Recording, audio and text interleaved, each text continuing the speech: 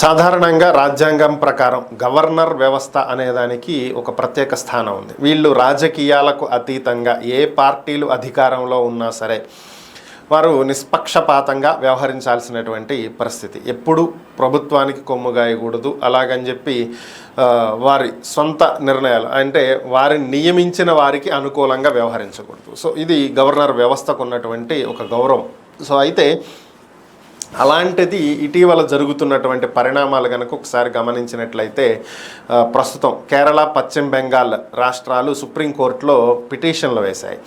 తాము అసెంబ్లీలో ఆమోదించి పంపించినటువంటి బిల్లులకు ఆమోదం తెలపట్లేదని, కనీసం వాటి మీద ఎటువంటి స్పందన కూడా లేకుండా నెలలు తరబడి వాటిని పెండింగ్లో ఉంచుతున్నారు, దీనివల్ల పరిపాలనకు ఇబ్బంది కలుగుతుంది అని చెప్పి వారు కోర్టుకు వెళ్ళడం జరిగింది. ఇది ఈరోజు కొత్త కాదు, గతంలో కూడా ఇలాంటి ఘటనలే జరిగాయి. తమిళనాడు, తెలంగాణ, అలాగే పంజాబ్ ఈ రాష్ట్రాల్లో కూడా ఇదే పరిస్థితి.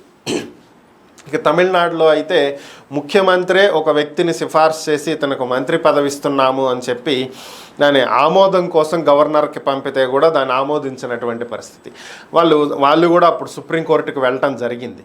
సో ఇలాంటి వాటికి సంబంధించే సుప్రీంకోర్టు న్యాయమూర్తి నాగరత్న గారు స్పందించడం జరిగింది. జస్టిస్ నాగరత్న గారు స్పందిస్తూ రాజ్యాంగంలో ఉన్నటువంటి నిబంధనల ప్రకారం గవర్నర్ వ్యవస్థ అనేది ఒక ఇండివిజువల్ బాడీ. సో వీళ్ళేంటి ఎవరి మీద ఆధారపడకూడదు, వీళ్ళకు నియమించినటువంటి వాళ్లకు రాజకీయ వ్యవహారాల్లో సహకరించకూడదు, అంటే రాజకీయ పరమైనటువంటి ఒత్తిళ్లు గవర్నర్ మీద రాకూడదు. వీళ్ళు నిష్పక్షపాతంగా, పారదర్శకంగా, ఇండివిజువల్గా వ్యవహరించాలి.